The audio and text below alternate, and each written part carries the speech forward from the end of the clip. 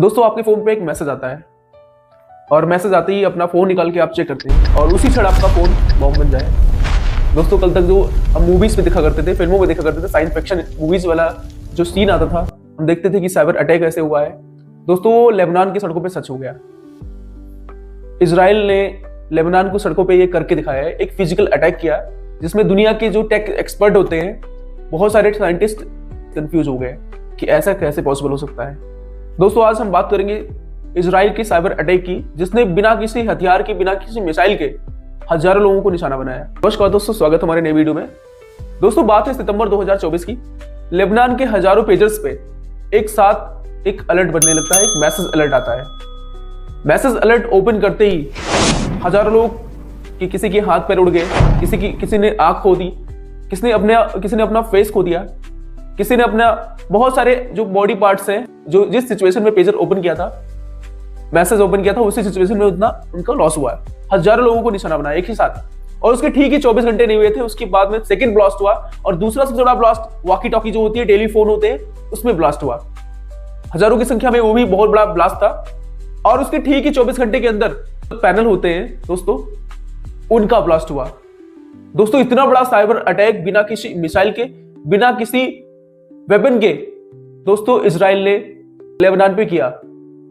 दोस्तों दुनिया के सारे टेक एक्सपर्ट देख के हैरान हो गए, उनको अंदाजा भी नहीं था, उनके होश उड़ गए कि ऐसा भी पॉसिबल हो सकता है। दोस्तों साइबर अटैक इतना बड़ा खतरनाक है किसी भी देश के लिए। दोस्तों इजराइल की जो इंटेलिजेंस एजेंसी है मोसाद, दोस्तों उसने पेजर को लेबनान की मार्केट में उतारने से पहले उसमें एक एक्सप्लोजिव फिट कर दिया था जिसका नाम है PETN। दोस्तों आप सोच रहे होंगे कि साइबर अटैक से बॉम्ब कैसे फटा। दोस्तों इसके 3 स्टेप्स हैं, मैं आपको बारी बारी से तीनों स्टेप समझा रहा हूं। दोस्तों लेबनान का एक संगठन है हिजबुल्लाह ने मोबाइल ट्रैकिंग से बचने के लिए, क्योंकि मोबाइल फोन इजीली ट्रैक हो जाते हैं, उससे बचने के लिए पेजर का इस्तेमाल करने की सोचा और उन्होंने काफी संख्या में पेजर्स ऑर्डर कर दिए।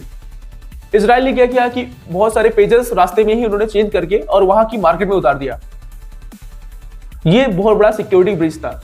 सेकेंड नंबर पे आता है मालवेयर में क्या था कि एक ऐसा कोड जनरेट किया गया था जो एक्सप्लोजिव लगाया गया था, उसको ट्रिगर करने का एक कमांड था। इस कंडीशन में क्या होता है, जब कोड भेजा गया तो बैटरी उसकी ओवरहीट हो गई। ओवरहीट होने की वजह से एक्सप्लोजिव जो लगाया गया था वो फट गया। और तीसरा है कि द ट्रिगर मींस एक सिंपल सा मैसेज भेजा गया। मैसेज ओपन करते ही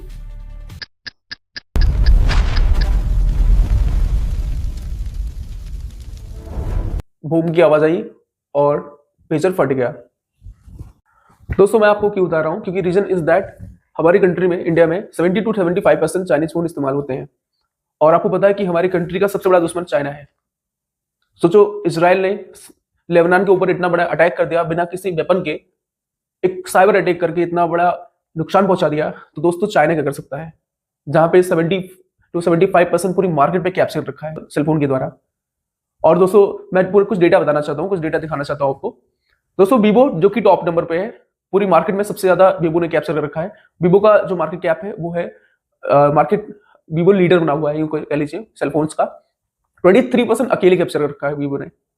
सेकेंड नंबर पे बता दूं Xiaomi का फोन है, Xiaomi का है Xiaomi पोको, जो कि 13 to 15% के अप्रोक्सीमेट कैप्चर किया है इन्होंने। और ओप्पो ने 13 to 14% इन्होंने भी इतना कैप्चर किया है। रियलमी की बात करूं तो रियलमी 11 to 13% कैप्चर किया इन्होंने मार्केट को। और मोटोरोला जो कि यूएस की कंपनी है, इन्होंने 6% कैप्चर किया है। दोस्तों उसकी बात में आ जाते हैं।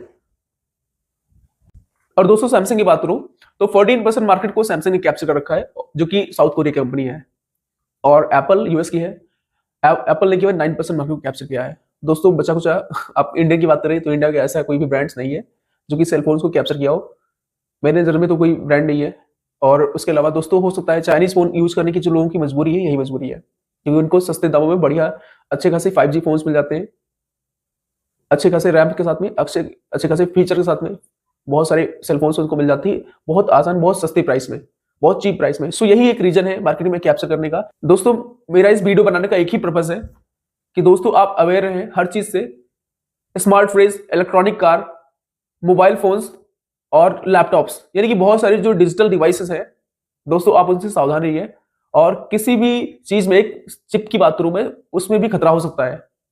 और हमारे यहाँ तो इंडिया में तो पूरा डिपेंड हमें लग रहा है, पूरे मार्केट की बात करूँ तो पूरी मार्केट चाइना पे डिपेंड है, और लोगों की मजबूरी बन जाती है क्योंकि लोगों को ऑप्शन चाहिए, लोगों को चीप प्राइस में चीजें चाहिए, जो कि चाइनीज जो भी चाइनीज आइटम्स होते हैं, जो भी चाइनीज वस्तुएं होती हैं, वही सबसे चीप प्राइस पे वही प्रोवाइड कर पाते हैं। इंडियन वस्तुओं पे ऐसा मुझे लगता है कि इतनी कम प्राइस में लोगों को मिल पाता है, तो लोग अपनी रोजमर्रा के हिसाब से जो लोगों की इनकम है उसके अकॉर्डिंग लोग परचेज करते हैं, लोग इजी समझते हैं और लोग उसको लेते हैं अपने। और दोस्तों अगले एपिसोड में मैं बात करने वाला हूं कि इनसे कैसे सिक्योर रहा जा सकता है, कैसे सुरक्षित रह सकते हैं।